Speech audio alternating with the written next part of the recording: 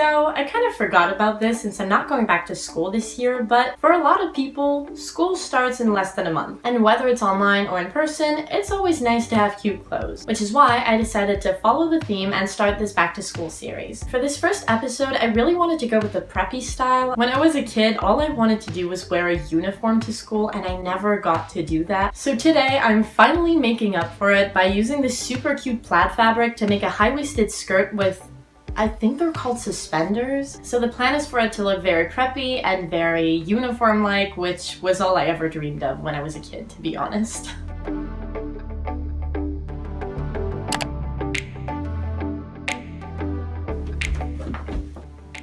Okay, so I pre-washed my fabric earlier, and to keep it from fraying too much, I just sewed a zigzag stitch all along the raw edges. So I just sewed the sides together. Can we just acknowledge the fact that I'm not drinking coffee right now? I think this is good for me. Okay, so since I don't want those edges right there, and since I'm too lazy to seam rip all of it, I'm just gonna cut the seam off because that's easier. I really want this project to look a little bit like the clothes that Cher wears in Clueless. I really love that style. Okay, so these are not even. I'm gonna make this side completely even following the squares. This can go in the trash, and this I will keep for, maybe I'll make a headband. That could be cute. That could be really cute. Yeah, I'll probably do that.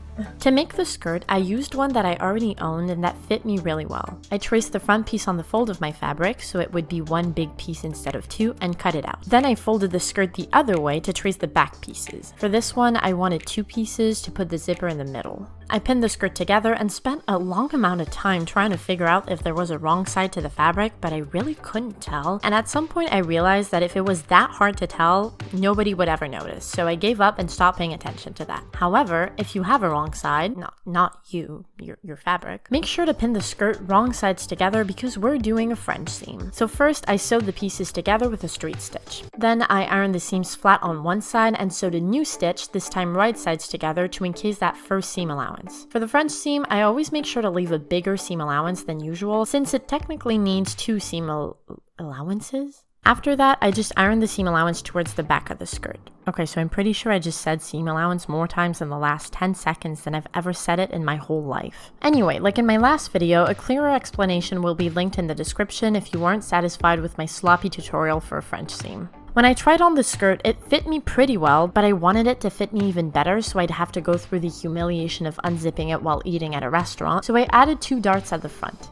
Then I ironed those towards the back and cut out a nice waistband. I ironed the edges towards the inside, and that was the exact moment I finally realized how convenient that fabric was. All I had to do was follow the squares to fold and cut and sew, and they were always the right size. That made me way too happy, and I wanted to share my satisfaction with the rest of you. So I folded the waistband in half and pinned it to the skirt. And I tried to match up the squares, but this time they weren't so eager to please, so I did my best to ignore it. But let's face it, it's still driving me a little insane. I sewed the waistband to the skirt with a straight stitch and moved on to the zipper. To prevent my fabric from fraying on the inside, I folded it before pinning the zipper in place. After I sewed it, I just flipped the zipper so it would be on the inside, and it covered up those raw edges perfectly. And that was another sloppy tutorial, except this time I just came up with that on my own, so I'm not sure what to refer you to. After putting in the zipper, I closed off the rest of the skirt, still using a French seam. There was a bit of leftover waistband hanging off the sides, so I decided to create a little button flap with those by tucking in the raw edges and sewing them down. I cut off 2 squares worth of fabric at the bottom of the skirt since it felt a little too long, and sewed a rolled hem all around it. After that, I was left with a pretty cute skirt, and I took a few days off to go up to our little cabin in the woods. Don't worry, we didn't end up in a trashy and predictable horror movie. We just enjoyed the sights and had a nice little campfire free of any sort of paranormal activity. After a nice retreat, I came home to my skirt, debated whether or not I should leave it like that, and came to the conclusion that it wouldn't be a Clueless-worthy outfit if I didn't at least add suspenders.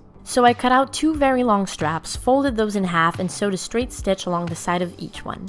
I cut the excess fabric before flipping them inside out with the collaboration of a safety pin, and ironed both of them flat.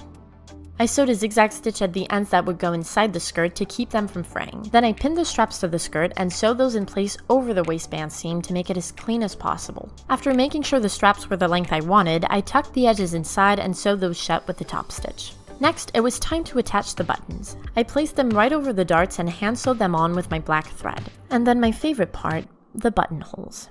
So my machine is supposed to make buttonholes automatically, keyword supposed to, but after many tries with a project that was almost destroyed a few months ago, I decided to make them myself. It's really not that hard, but I really don't think I should be explaining this myself, so I'll just link the video that I watched to learn how to do it down below. Also, I suggest watching a TV show you've already seen 4 times while doing this. For me, it's Gilmore Girls, because when you're sewing, you don't want to have to actually watch the screen to understand what's going on. If you already know the TV show by heart, you can see the whole thing in your head by just hearing the dialogue. Okay, honestly, this is just my way of trying to convince myself that I'm not as pathetic as I seem.